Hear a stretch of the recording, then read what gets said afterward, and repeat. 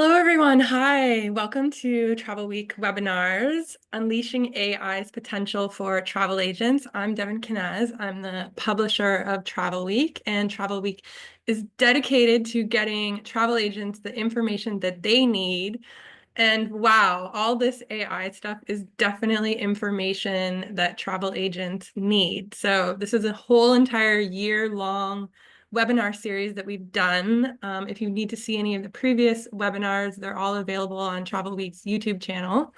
So we started out with the basics, and now, we're getting quite advanced. So that's where we land today with webinar 8 in the series.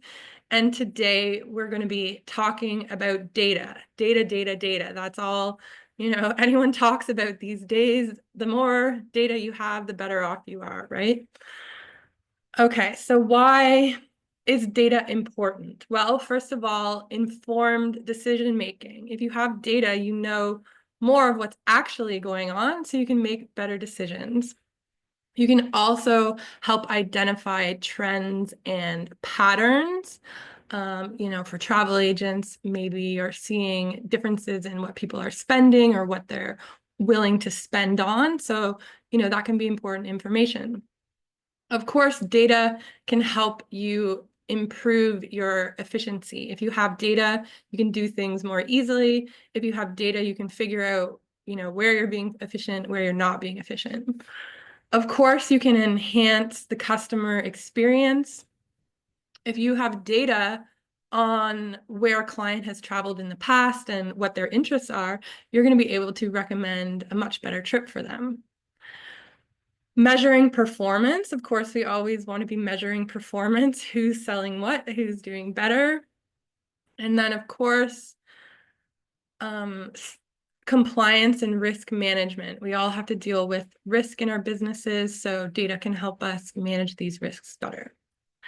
So we're going to get into how to manipulate some data. And of course, everyone who's on this webinar series knows that ChatGPT is my favorite tool.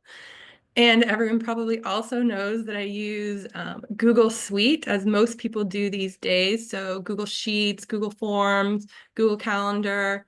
There's a lot integrated into people's businesses these days. So I'm going to show a video on how you use ChatGPT to manipulate data coming from your Google Sheets.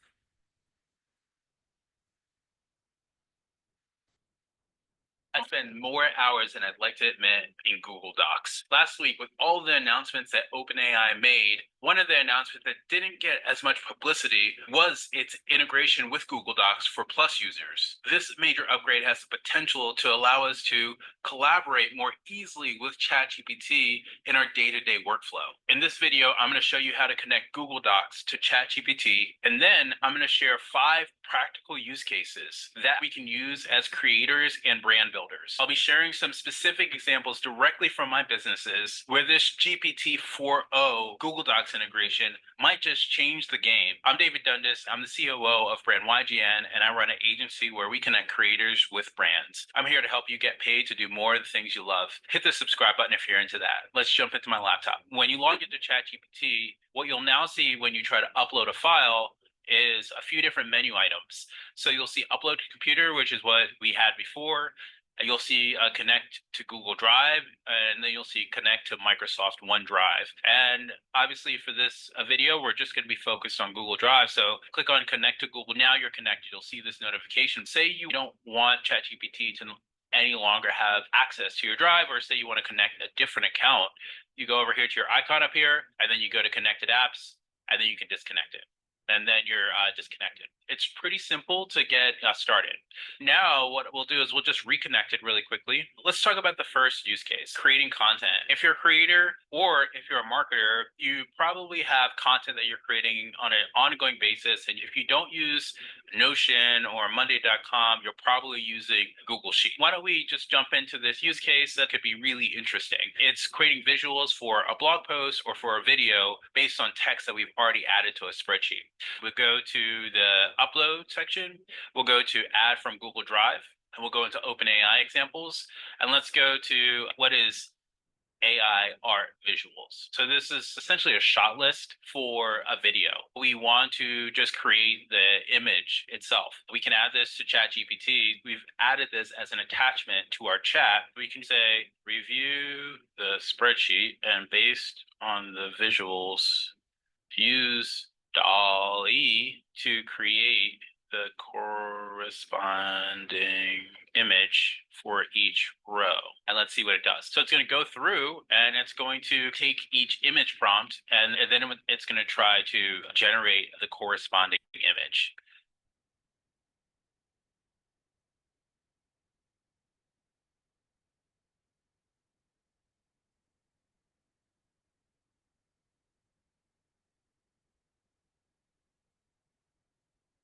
And then it asks, do you want to proceed with the next set of prompts? And so you can say yes.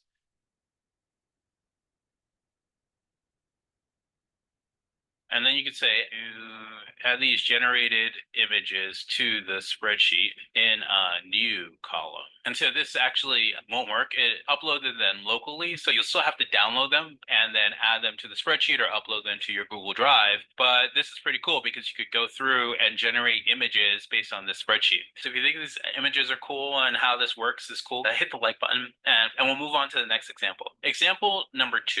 YGN is in over 600 Target stores and over 1,000 CVS stores around the country. We want to create a marketing plan to support the stores where we have the largest density of customers.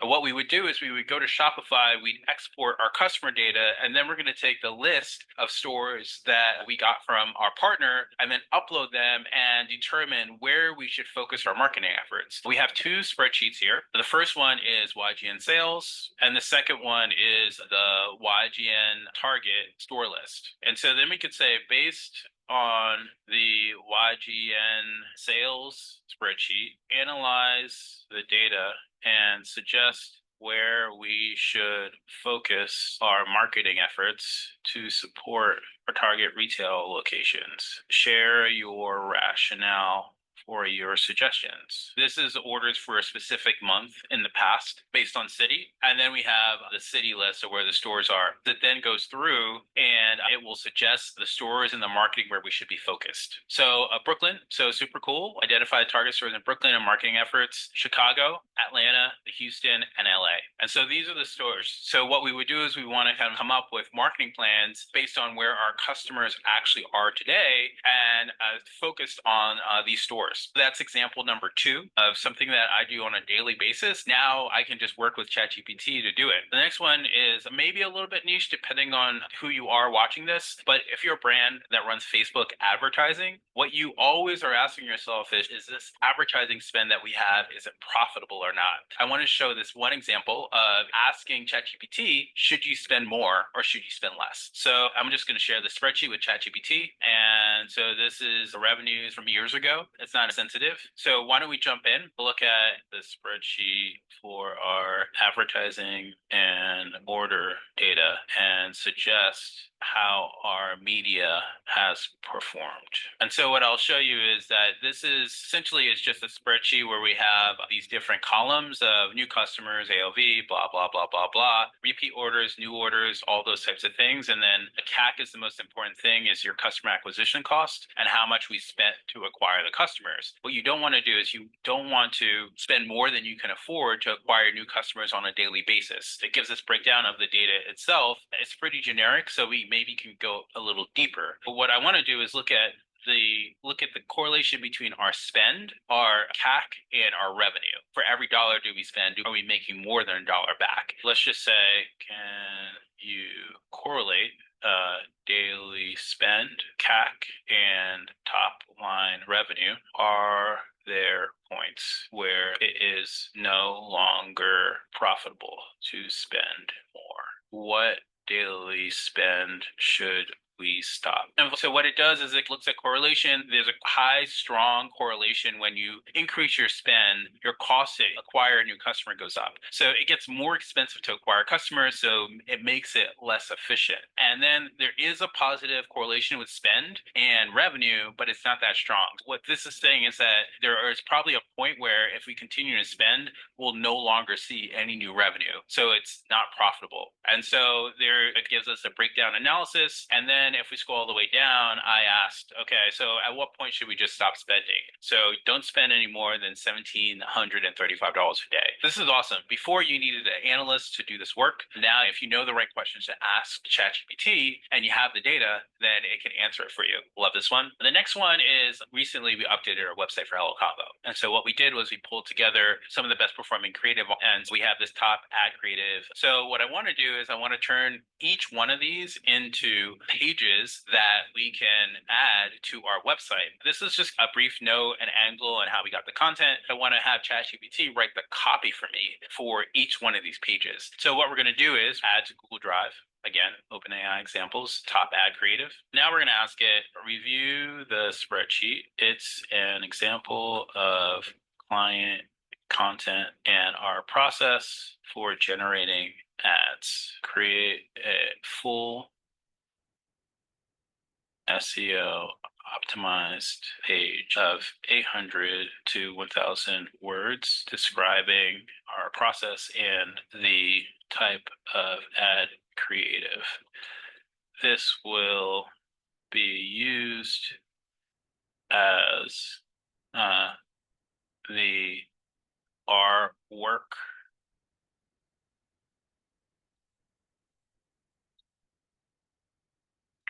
pages on hellocombo.com.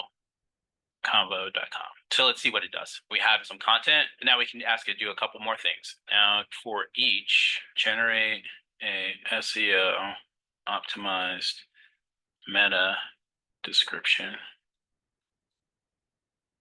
title, and slug for each row, and add these new columns to the spreadsheet. Now we have this new spreadsheet and it has the slug, the title, description. It didn't add the new content. Let's go back and please update this with the new content, new page content you wrote in a corresponding column. Okay, so now it has the page content that I wrote, and along with the slug, the meta description, the title. So super cool, team kind of like giving the bones and the inspiration for the content. Of course, we'll have to go back and we'll have to review this content. We may want to give it a little bit more of our brand voice. It allows us to turn our work into something that people can see on the internet. So that's awesome. And the last example is for if you're a YouTuber or you're a content creator. So what I wanted to do was look at the performance of my content on my YouTube channel and see what content ChatGPT thinks I should be creating next. Let's go back into the drive. Let's go into YouTube videos. Let's say analyze my past YouTube videos and give me new ideas for content I should focus on that my community will want to see. This does a little bit of analysis. So it says, okay, these are the top performing videos. And then it looks at engagement metrics. So AI tools, which is, this is what we're doing right now. And it looks at the click-through rate. So this has a high click-through rate for this video. Other categories, content around tech, personal experiences, financial losses, and just being real. I think that I already try to do that. And so here's some ideas, advanced tips and tricks. True story is that I actually didn't use this before I tested out this video. So this supports this video that you're watching right now, personal stories and those types of things. So totally helpful for this. Say you've already have a script for a video and you want to brainstorm your title and your description, you can do that as well. So why don't we go to Google Drive, and let's add this script here. So based on my past top performing videos, analyze the titles and give me 3 new variations based on what performed well in the past. So it analyzed my top performing videos and it kind of gives a rationale for what it suggested. So I think this is super interesting, and it just helps you brainstorm. Again, you're not just asking, ChatGPT to do the work for you. You're coming with an idea and you're collaborating with ChatGPT to get the right idea and inform it potentially with data and other things. I love this feature, and I think there's a ton of potential here. Hopefully these examples were useful for you guys. If you have any questions about other ways you can use it, or if you have use cases for how you use it, comment below. If this video was helpful for you, hit the like button so more people can see it. For more videos like this, hit the subscribe button. David Dundas signing off. Peace. Okay, thank you, David. I hope that was helpful. He did a really good video showing you how you can connect Google Sheets and Google Docs and not only get ChatGPT to use the data in the spreadsheets to do analysis, but also to fill in spreadsheet columns. I don't know if you noticed that, but let's say you have data in, column A to H, and then you want ChatGPT to fill in other columns with other data. You can see how easily you can do it with ChatGPT. It's just amazing, really.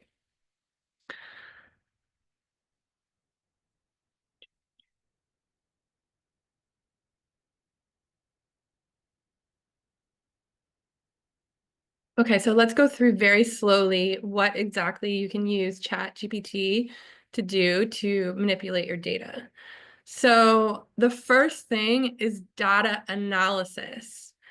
Depending on your objectives, ChatGPT can perform various types of analysis using statistical analysis, trend analysis, comparative analysis, right? So the first thing ChatGPT can do is it can take all your data and it can analyze it. It can look for trends. It can tell you what's going on.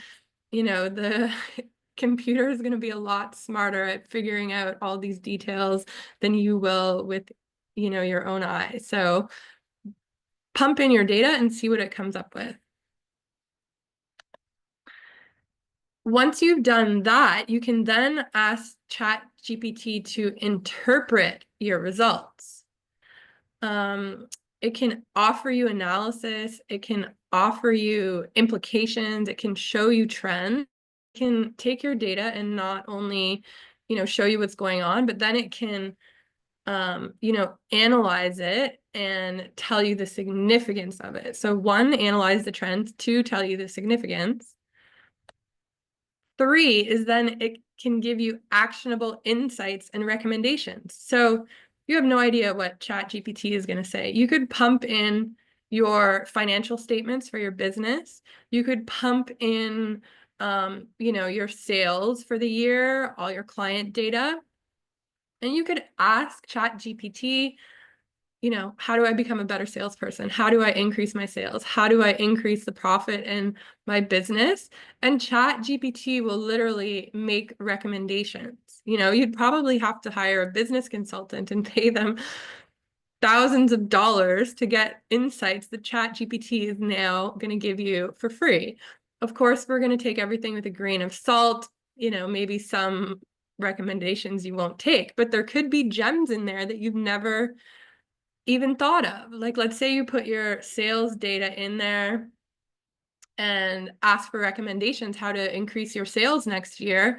It might give you recommendations like Facebook ads and some of these things we all know about, but hey, maybe it will give you some new ideas that you never thought of, like maybe using AI to write an ebook on how to have the best holiday ever and finding clients that way. Who knows what it would come up with?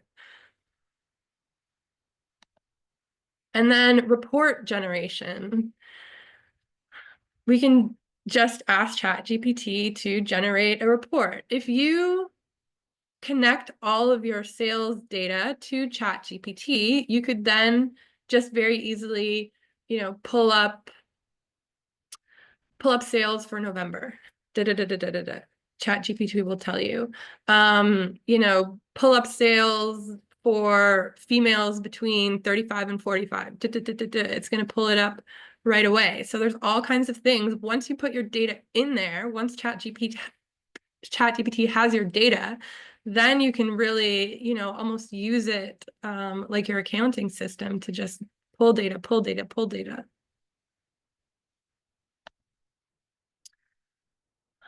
So I have been teaching you how to use ChatGPT to analyze data. ChatGPT is one tool, but obviously there's other ones out there. There's bigger solutions out there to create an entire system, an entire AI system to run your business. So far, I've just been showing you how to do individual tasks, but you could build a new system for your whole entire business and have it run completely on AI. I personally love Google, and since most of us are already using Gmail, we're already using all those products, Google has its own AI system to help you integrate all of this. So that's one thing I wanted to share. And why do we need to look at some of these bigger solutions rather than just these mini solutions on ChatGPT? Because big companies are going to need bigger solutions. They're going to have data management systems. They're going to have to be able to analyze it. We probably just keep our spreadsheets on Google. That's fine and dandy. If you have a big company, you're going to need to be very methodical about where all this data is getting saved. Big companies are going to have to enhance their customer service. They're going to have to automate all kinds of tasks across the whole entire business. They're going to have to be doing predictive analysis, forecasting, personalization, targeting, risk management, supply chain optimization, human resources and talent management. All this AI is going to have to be built into those departments as well. If you're developing products, if you're innovating, AI is a great tool. Regulatory compliance and reporting. We just looked a little bit at reporting. So you can see, well, how many different departments there are in a big company and how this is all going to have to be integrated and all going to have to use AI. So you may be a small business and ChatGPT may be good enough for you, but I want to take you a few steps beyond that. If you do have a bit of a bigger business and you are looking for a bigger solution, I'm going to show you some options. So this is called Watson X. This is created by IBM. Let's take a look. AI has the power to automate. But if it's using untrusted data, can you trust the results? Your business doesn't just need AI, it needs the right AI for your business. This is Watson X, a platform designed to multiply output by tailoring AI to your needs. When you Watson X your business, you can train, tune, and deploy AI, all with your trusted data. Let's create the right AI for your business with Watson X. IBM, let's create. Okay, so the interesting thing about that one, IBM one, is they give you access to data pools that don't actually belong to you. So you may have all your customer data, but what if you had access to all, well, not all, but bigger chunks of travel data to see what the trends are? You would be able to integrate that into your business. So with IBM Watson, the pros are versatility. It's very versatile. You can, customize it down to a T, create it exactly the way you need for your business. You can integrate different capabilities. There's accuracy. You can automate a bunch of stuff, and then scalability. So, you can take it from one travel agent to a travel agency to a whole entire travel company.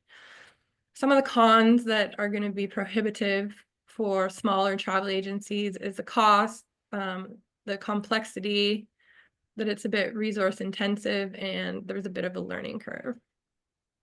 So that's one that I wanted to show you. I'm now going to show you Salesforce Einstein. So a lot of companies already use Salesforce, so why not just piggyback on their AI system? Einstein. How do I fix the Turbo Sugar 5000? The Einstein AI. Everyone's an Einstein. Thank you so much. Talk soon. Einstein, summarize goals.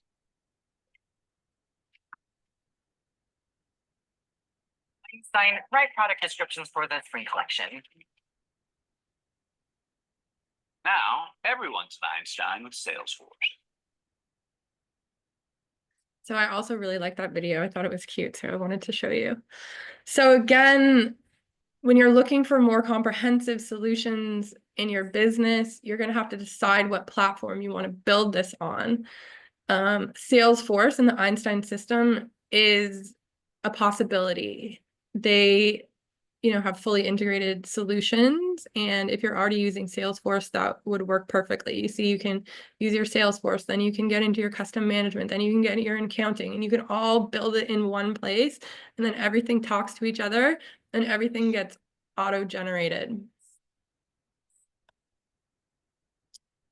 So the pros of this one, first of all, the biggest pro is that it's connected already to Salesforce if you already use that CRM.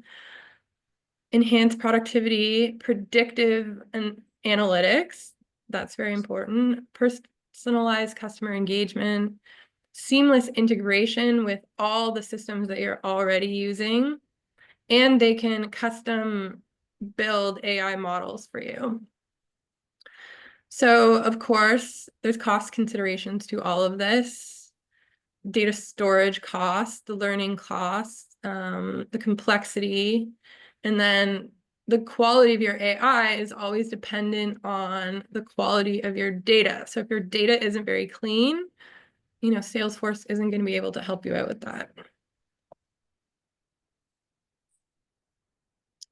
Next, I want to show you Microsoft. And the reason I'm showing you Microsoft is because, gosh, for how many decades have we all been using Word and Excel and PowerPoint? Those are all Microsoft products. We all pretty much grew up on them. If you're like me, you're a bit frustrated with them now. I don't know if you have the same problem, but Microsoft is always trying to get me to save my documents on their drive instead of my computer, which means I have to pay for storage with them.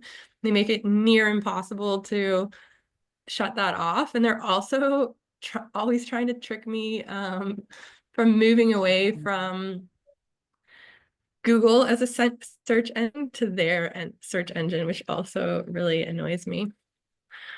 Anyways, Microsoft is the main partner of OpenAI. So Microsoft definitely is a leader in AI, and they're definitely integrating themselves with ChatGPT. So it is a definite possibility for bigger solutions, and they are a leader in all of this.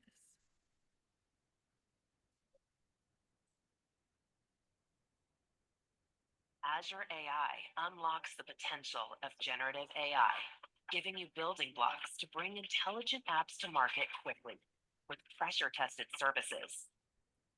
Customize experiences with leading information retrieval. Build safely on one platform with the latest models. Manage the complete model lifecycle and scale AI responsibly. And tap into the most powerful supercomputer in the cloud, Azure AI, where innovators are creating the future. So that was a little sizzle reel on Microsoft. The pros of Microsoft is its scalability and flexibility, its global reach, its integration with Microsoft products. I already talked about that, Word, Excel, etc. Comprehensive service portfolio. So they have all kinds of services that they can offer you to, build the thing, to troubleshoot, to whatever you need. Robust security measures. The cons are the complex pricing, structure, learning curve, potential downtime of the Microsoft system. Microsoft always wants to lock you in to contracts. I already told you about how I'm a little bit annoyed with them myself. And then, it's going to be a bit complex to manage all this. So my gut is I always like Google. So maybe the first one I showed you, which was Google, or maybe if you're already using Salesforce, I would say go for the Salesforce. But my biggest piece of advice, oh, sorry, here's some others. UiPath, automating workflow 43, Slack bots. I'm sure you know Slack. A lot of people use that in their businesses. So maybe you just want to build all of this right on Slack. Automation Anywhere, that's another one. Work Fusion. So there's a lot out there. It remains to be seen who is going to be the winners and losers in all of this game. We'll probably won't know for a couple of years, so do your research on which one you want to use. But my biggest piece of advice is to hire a professional if you're going to build this kind of system. I showed you sometimes where I hire people on this website called Upwork. You can go on there and you can, type in different search terms, Salesforce, Einstein, AI specialist, these type of things, and maybe find someone there that can help you build all this. Get on a call with them, have an interview with them. You need someone who understands your business, understands the workflow, and then understands how to implement all this AI. And why do we need to do it? Because businesses are doing it, and businesses that don't do it are going to be falling more and more behind. You can see how amazing these tools are, how much admin and typing and marketing and everything that these systems can get rid of. The idea is to get rid of all this admin back office stuff so you can focus your time more on selling and talking to your clients. So we are going to do prizes. I will wait for Cindy to send me the winners.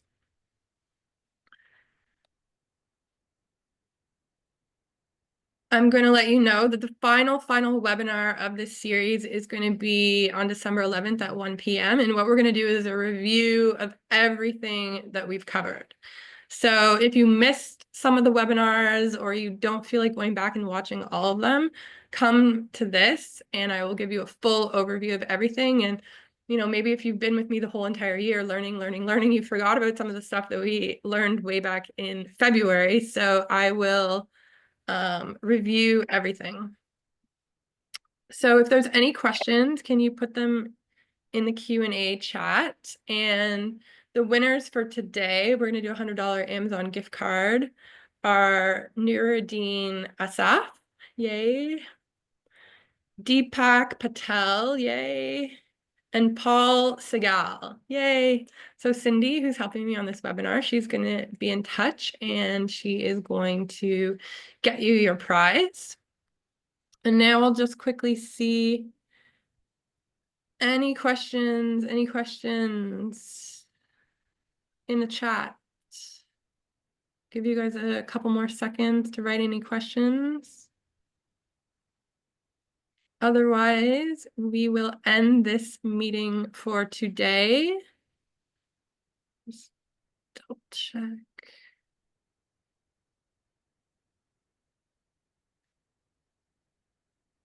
Okay, I don't see any questions. So I will see you on December 11th. And thank you so much for being here today. And I look forward to seeing you again soon. Bye.